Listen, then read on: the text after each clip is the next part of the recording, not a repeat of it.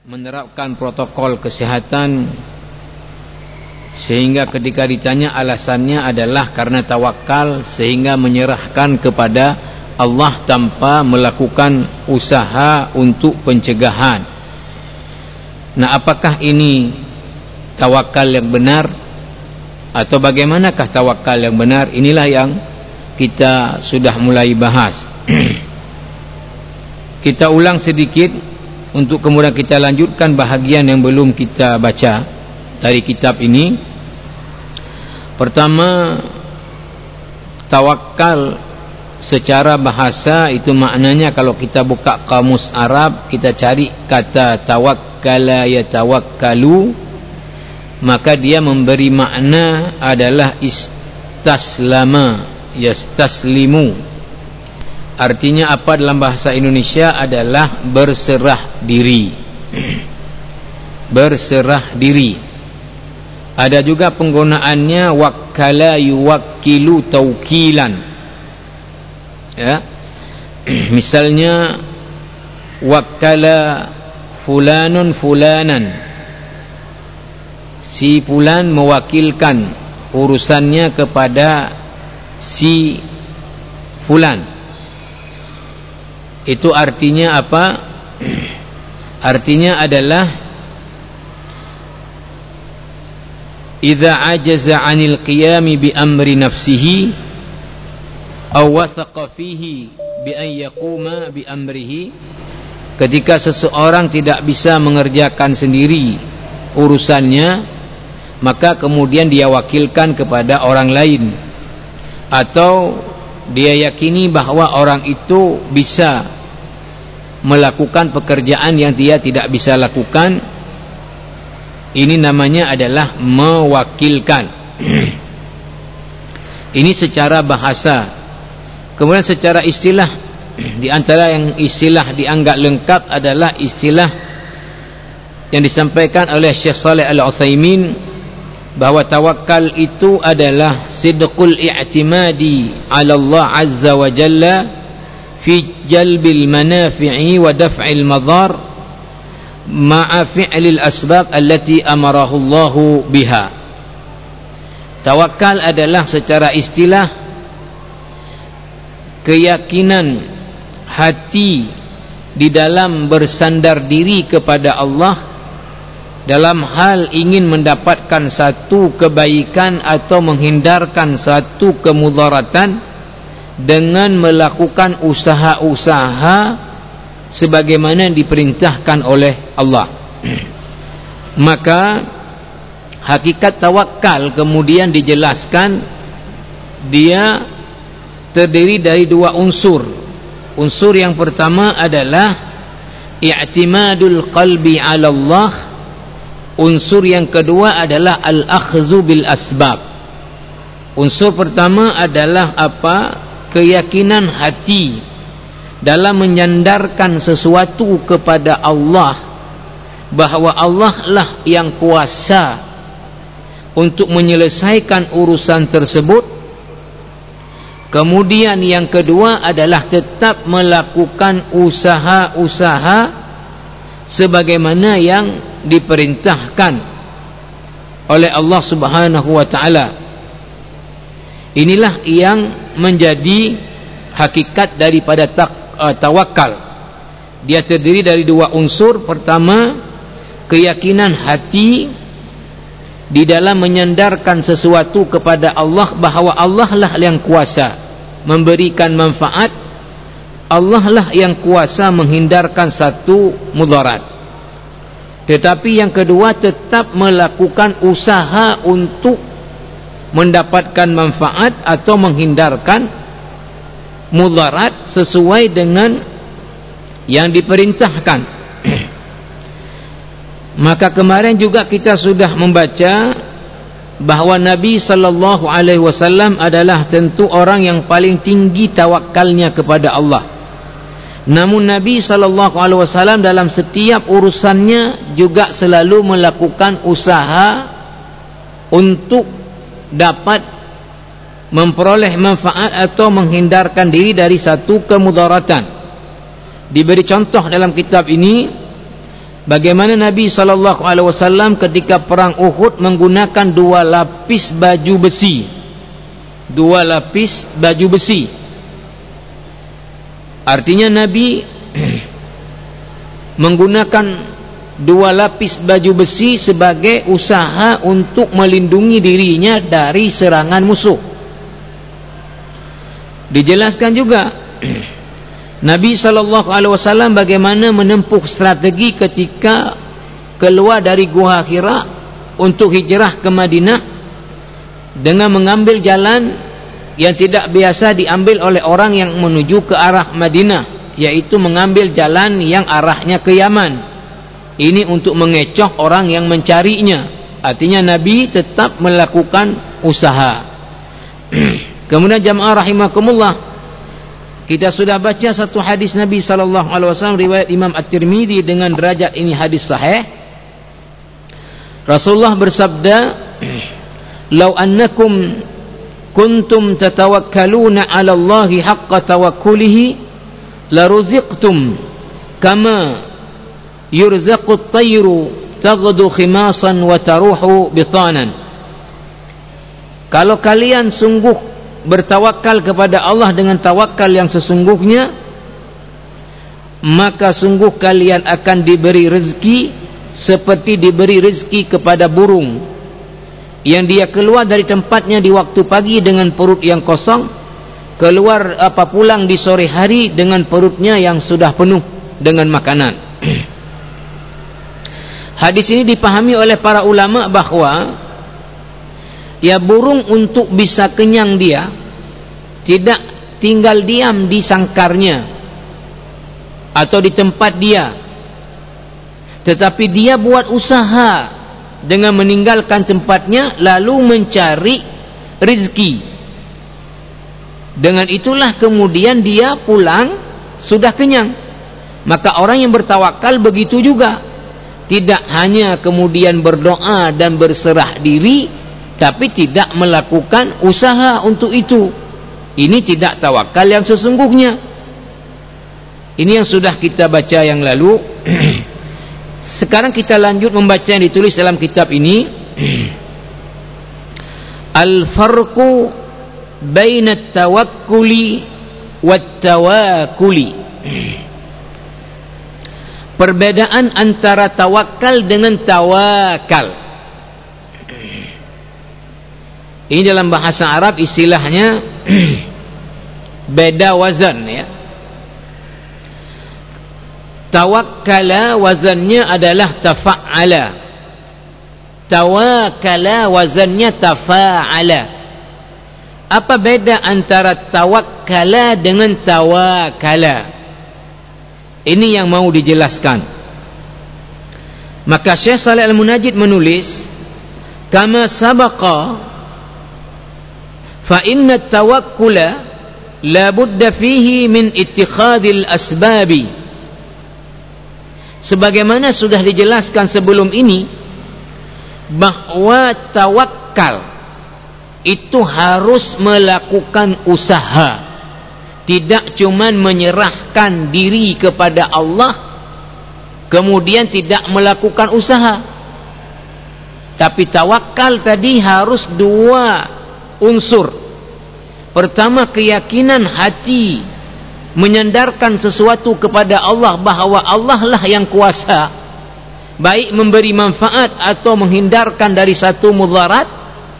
Yang kedua adalah dengan tetap melakukan usaha untuk bisa mendapatkan manfaat itu atau menghindarkan diri dari mudarat tersebut. Nah, inilah tawakal.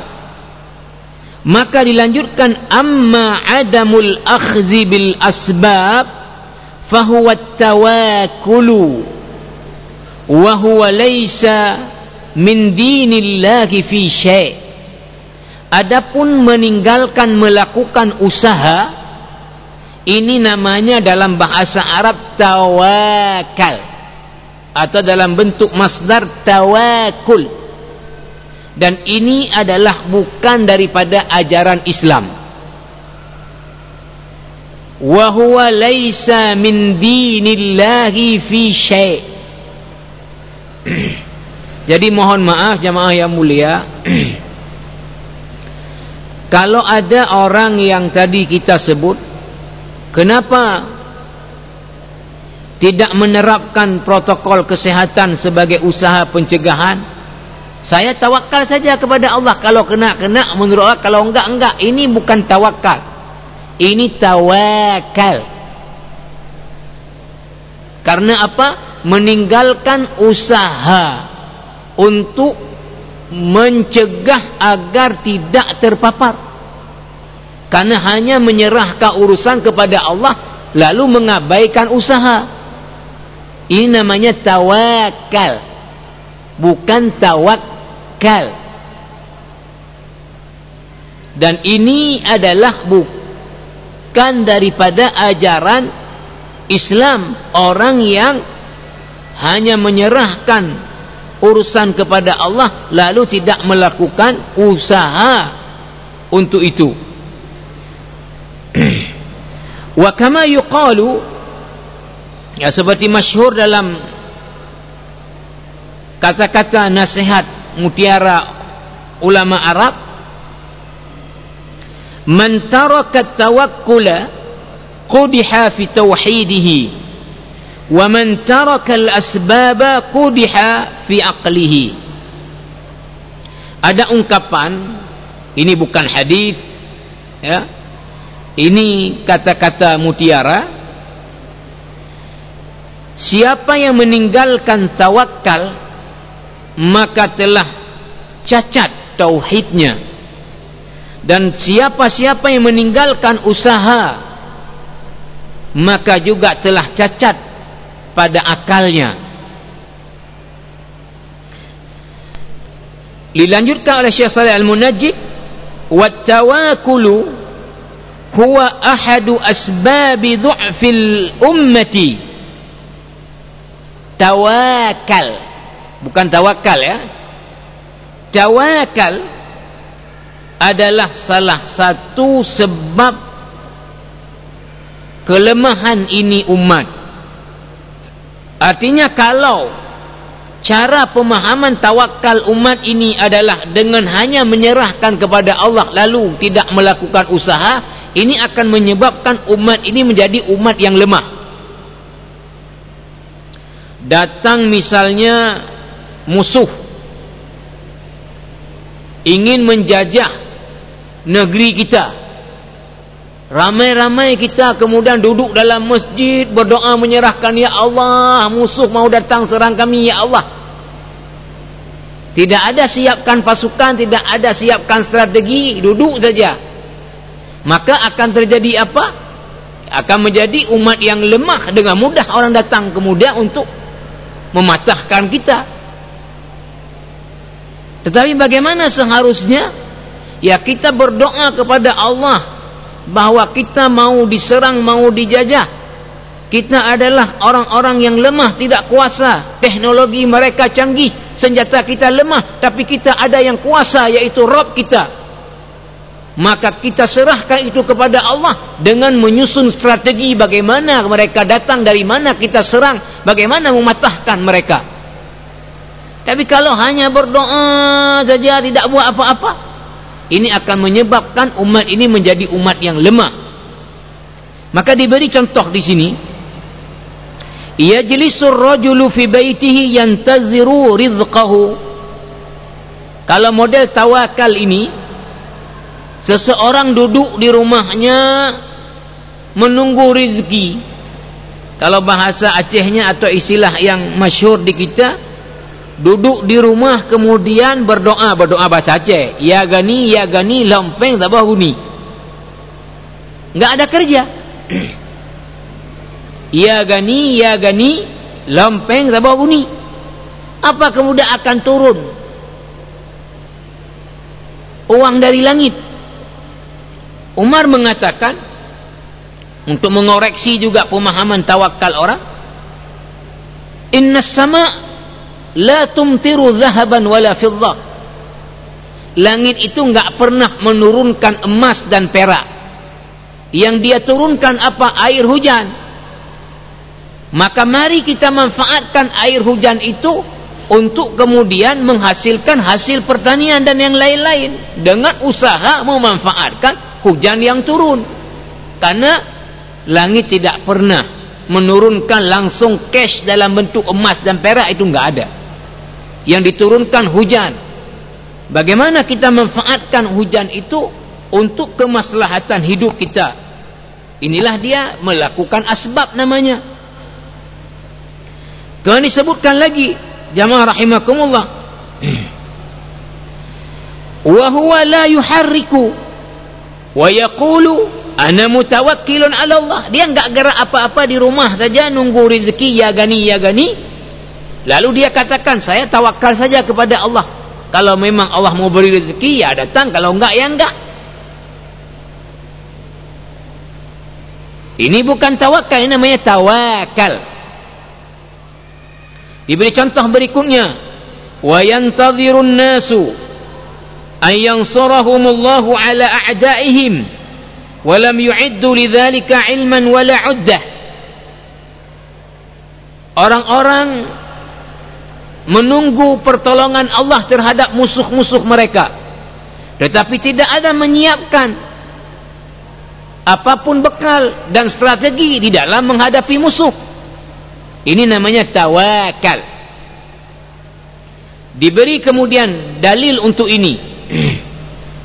Ani bin Abbas radhiyallahu anhu qala kana ahlul Yaman yahujjuna wa la yatazawwadun wa yaqulun nahnu al-mutawakkilun. فإذا قدموا مكة سألوا الناس فأنزل الله تعالى وتزودوا فإن خير الزاد التقوى. Ibnu Abbas meriwayatkan bahwa orang-orang Yaman itu mereka pergi dari Yaman ke Mekah untuk naik haji, wala yatazawwadun, enggak bawa bekal apa-apa, pergi dengan tangan kosong. Apa yang terjadi kemudian? Wa yaqulun, ketika ditanya mereka, kok enggak bawa apa-apa, perginya kosong, enggak bawa korma, enggak bawa gandum, enggak bawa duit, enggak bawa apa-apa, pergi kosong untuk mengerjakan haji. Ketika ditanya, jawaban mereka apa? Nahnul mutawakkilun, kami ini orang-orang yang bertawakal. Kenyataannya apa kata Ibnu Abbas? Fa idza qadimu Makkah, ketika mereka sampai ke Mekah, sa'alun nas, mereka minta-minta sama orang lain. Mereka sampai di Mekah minta-minta sama jamaah haji lain. Lalu apa kemudian? Fa anzalallahu ta'ala, maka Allah turunkanlah ayat di surah Al-Baqarah 197. Ini berkenaan dengan haji. Fatazawwadu, kalian bekali diri kalian kalau mau pergi haji. Fa inna khairaz zadi taqwa, sesungguhnya sebaik-baik bekal adalah bekal takwa. Jadi Allah turunkan ayat Al-Quran untuk menegur pemahaman tawakal orang-orang Yaman yang naik haji enggak bawa apa-apa, sampai di Makkah minta-minta. Ketika ditanya kenapa enggak bawa apa-apa, kami orang-orang bertawakal. Ini dalam kajian Ulumul Quran redaksi, ya, disebut dengan sighah. Redaksi sebab nuzul dalam bentuk seperti ini tegas dia memberikan pemahaman bahwa ini menjadi sebab turunnya ayat ini. Bagaimana dia? Pertama disebutkan dulu kisah, kemudian disebutkan fa'anzalallahu, diceritakan dulu cerita, kemudian disebutkan maka Allah turunkan ayat. Berarti sebab turun ayat itu betul itu.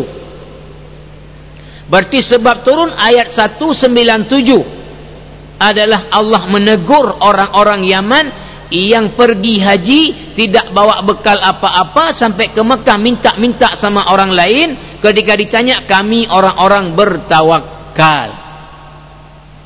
Bukan begitu orang-orang yang bertawakal. Maka dijelaskan oleh Syekh Saleh Al-Munajjid di sini, fanzur,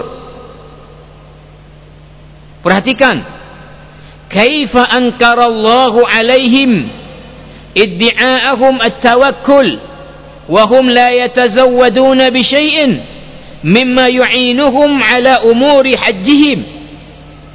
Perhatikan bagaimana Allah mengingkari pernyataan orang-orang Yaman yang mengatakan mereka orang-orang yang bertawakal tapi tidak membekali diri dengan bekal yang dibutuhkan untuk mereka mengerjakan haji.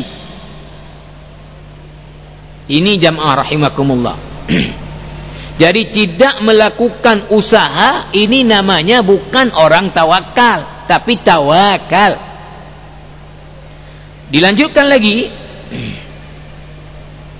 walaysal maqsudu an yurhiqal insanu nafsahu fi ittikhadil asbab.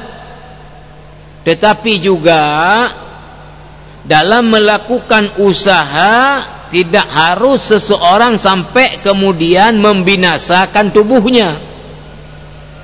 Wa yukallifaha ma la tutiq, dan dia membebani dirinya dengan sesuatu yang tidak mampu, tidak sampai ke level itu.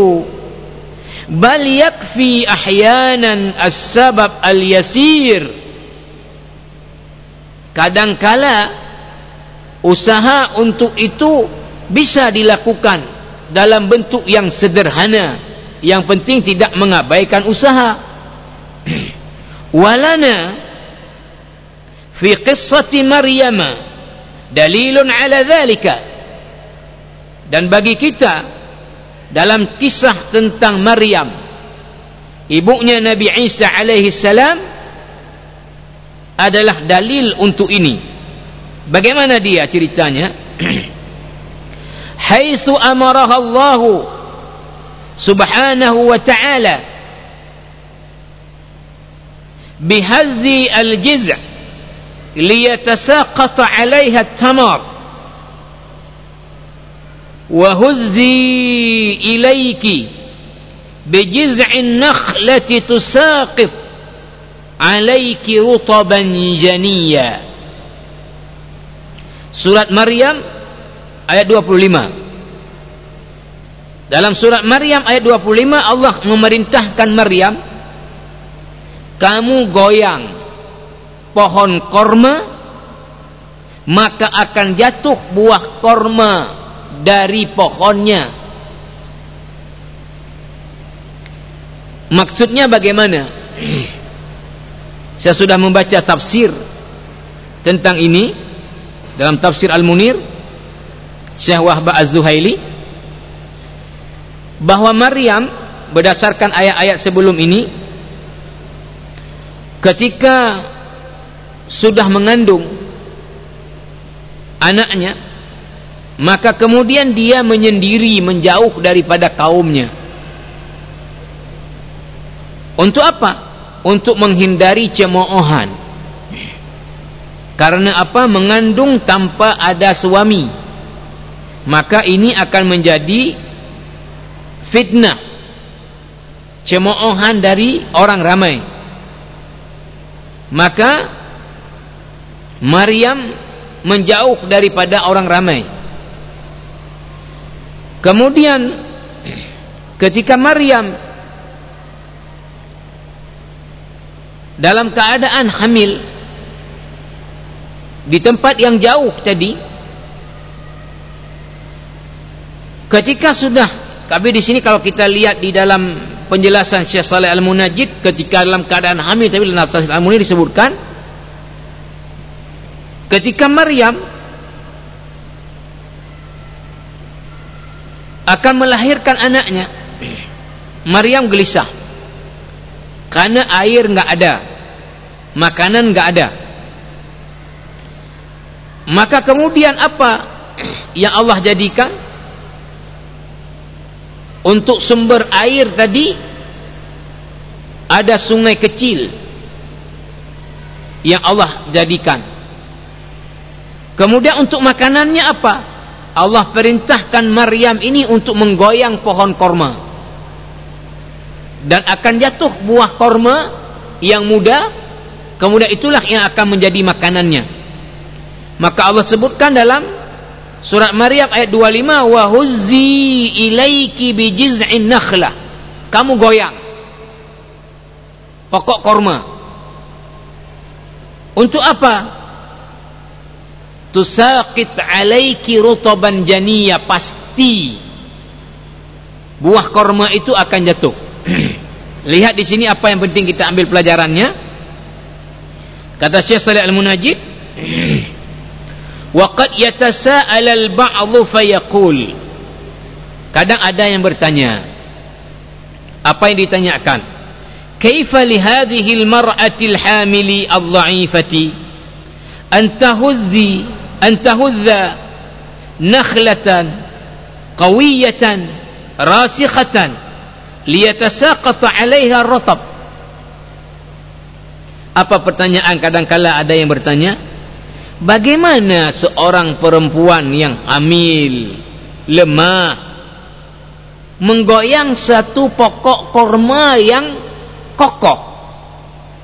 Adakah mampu dia goyang? Jawabannya, kata Syekh Shalih Al-Munajjid, wa nahnu naqulu lahu, na'am, inna Allah azza wa jalla arada an yu'allimana min khilali qissati hadhihi al-mar'ati ahammiyata ittikhadil asbab walau kanat tilka al-asbabu dha'ifatan. Iya, Allah subhanahu wa ta'ala pada ayat ini, dalam kisah Maryam ini, ingin mengajarkan kita akan pentingnya melakukan usaha, walaupun usaha itu adalah usaha yang hanya semampu kita. Semampu kita. Ini tidak ada di sini kita sebut. Tadi umpama, sebelum kita lanjut ini,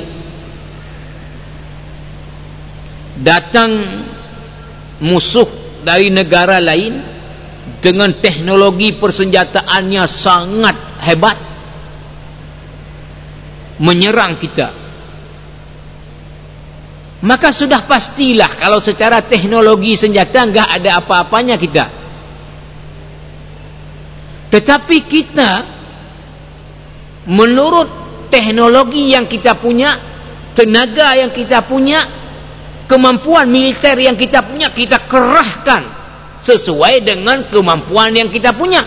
Kita tadahkan tangan kita ke langit, ya Allah, Engkau yang maha teknologi, Engkau yang maha kuasa, ya Allah, makhluk ini tidak kuasa.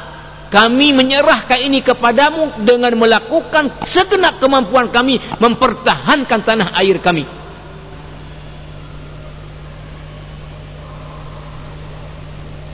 Maka usaha kita dibanding dengan kemampuan orang jauh, tetapi usaha yang kita mampu itu yang kita lakukan, insya Allah dengan itu Allah akan buat kita lebih kuat daripada teknologi yang lebih canggih. Itulah yang diterima Rasulullah dalam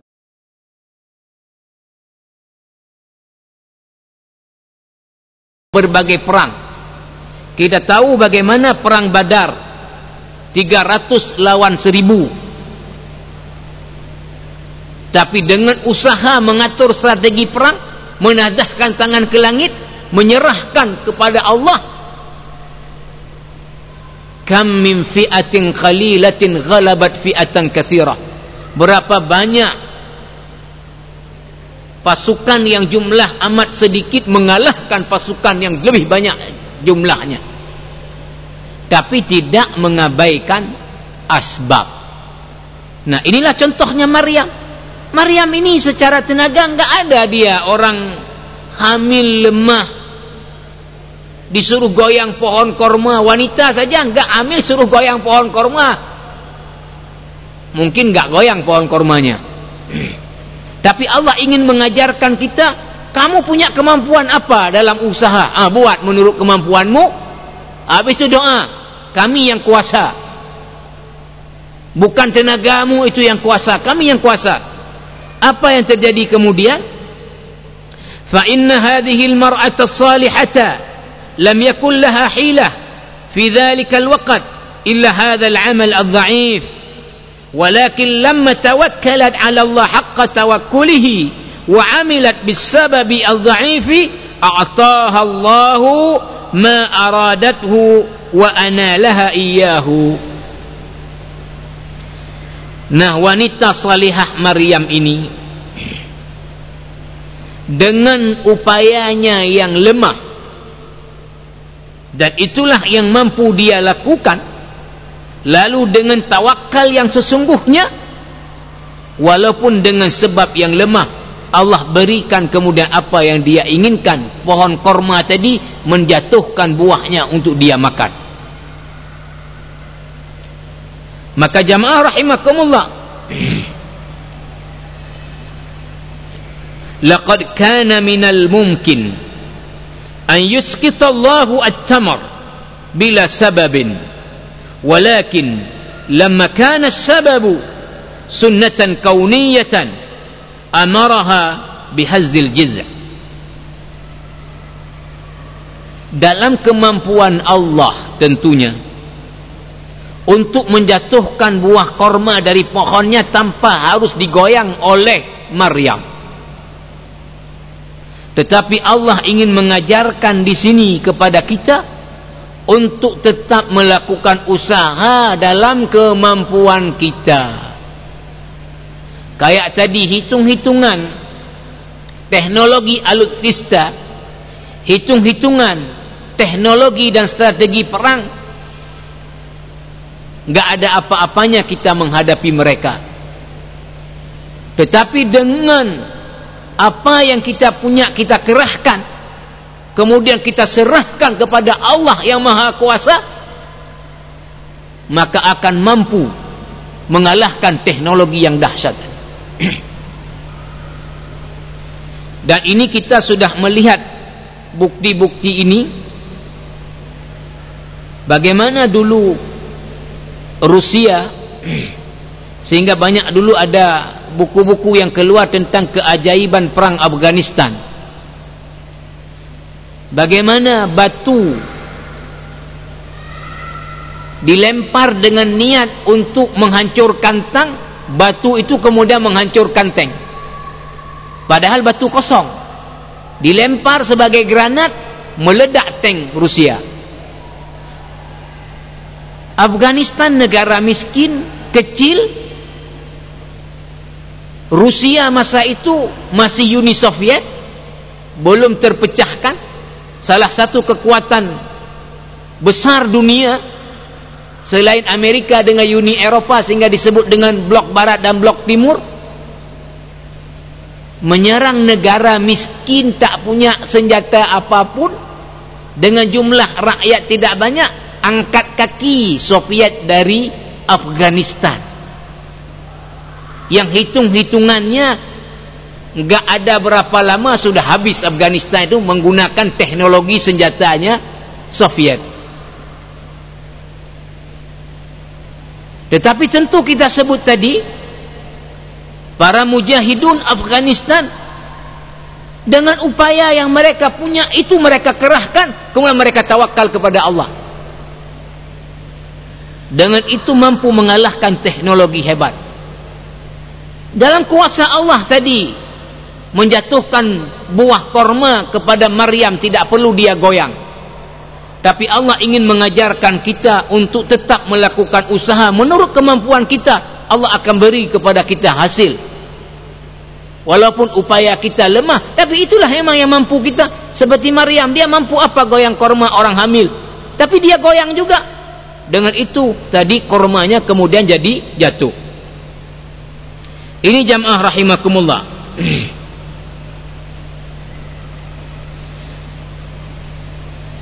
Wa idza, ini terakhir di bukan dalam pembahasan ini. Maksudnya di subbab ini, pembahasan ini masih panjang. Wa idza adumal insanu kulla sababin mumkinin fala yansa a'zamal asbab wa aqwaha ala wa huwa du'a Allah azza wa jalla wal istighatsatu bih. Kalau seandainya sudah kepepet, tidak ada bisa usaha apapun lagi dibuat, maka ketika itu jangan putus asa bahwa ada usaha yang di atas dari segala usaha. Apa? Doa kepada Allah Subhanahu wa ta'ala. Doa kepada Allah Subhanahu wa ta'ala. Jamaah yang mulia, di sini ditulis oleh Syekh Shalih Al-Munajjid satu cerita. Ini sebetulnya ke depan, ya, tapi tidak mengapa karena kita sudah membahas ini. Kata Syekh Shalih Al-Munajjid, wa qad haddatsani syakhsun shishaniyun bihadhihi al-qissati fi musimil haji. Ada satu orang Chechnya, bahasanya Cishan, Chechnya. Itu ketika musim haji, dia pergi ke haji bertemu dengan Syekh Shalih Al-Munajjid ini. Saya sebut Syekh Shalih Al-Munajjid sampai sekarang masih hidup tapi di penjara, ya, karena memprotes kebijakan Muhammad bin Salman yang membuka peluang maksiat di Saudi, maka ini di penjara beliau. Kata Syekh Shalih Al-Munajjid apa? Satu orang Chechnya ini ketika dulu perang antara Chechnya juga dengan Rusia, datang naik haji bertemu dengan beliau, lalu orang ini cerita ke beliau.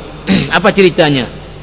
Hasara ar-Rus manzili. Pernah satu hari rumah saya dikepung oleh tentara Rusia. Dia orang Chechnya. Wa haraba jami'u ahlil baiti illa annani lam astati' al-huruba. Semua keluarga dia sempat melarikan diri sebelum rumah dikepung. Hanya dia saja satu orang enggak bisa melarikan diri lagi, sudah terlambat, sehingga rumahnya sudah terkepung. Semua lain sudah sempat lari, tinggal dia sendiri. Apa yang terjadi kemudian? Wa indama dhaqa biyal amru dhahabtu ila hufratin bijanibil baiti nad'u fiha mahsul al-batatis. Ketika tidak ada lagi jalan keluar karena rumah sudah dikepung tentara Rusia, dia katakan apa? Saya pergi ke samping rumah saya, di situ ada satu lubang yang biasanya digunakan untuk menyimpan hasil panen batatis, potatoes, kentang. Jadi hasil panen kentang biasanya disimpan dalam lubang itu di samping rumah dia. Wa alqaitu nafsi fil hufrati wa lam akun amliku silahan udafi'u bihi an nafsi. Maka saya masukkan diri saya ke dalam lubang tadi, dan saya tidak punya senjata apapun untuk kemudian bisa membela diri. Walam akun astati'a lil huru astati'al huruba, dan saya enggak bisa lari kemana-mana lagi. Wa indama iqtaraba al-junudu min al-hufrati allati ana fiha lam ajid syai'an a'tamidu alaihi illa tawakkul 'ala Allah. Ketika tentara Rusia yang kepung rumahnya tadi sudah mendekat ke lubang tempat dia sembunyi, maka dia katakan, saya tidak punya apapun lagi yang bisa saya usaha kecuali hanya saya bertawakal kepada Allah. Apa dia?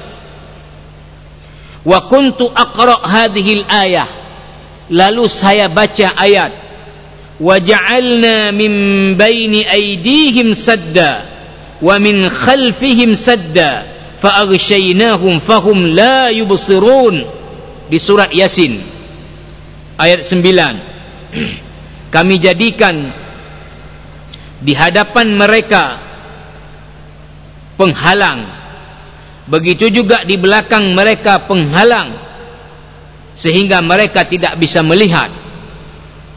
Hatta jaa ahadul junudi yabhas fil hufrati wa nadhara ila ainayya mubasharatan, sehingga ketika satu orang tentara Rusia datang ke lubang itu, dia tengok ke dalam lubang dan dia sudah lihat saya. Dia sudah lihat saya. Tapi apa yang terjadi? Thumma qala li ashabihi laysa hunaka ahadun fil hufrati fa kharaju minal manzili wa tarakuni. Lalu tentara ini kemudian setelah tengok ke dalam lubang, sudah lihat dia dengan saya. Artinya versi orang Chechnya ini, karena dia sudah tengok, tentara itu tengok dia. Tapi apa yang terjadi? Tentara ini kemudian malah mengatakan ke teman-temannya tentara yang lain, tidak ada satu orang pun dalam lubang.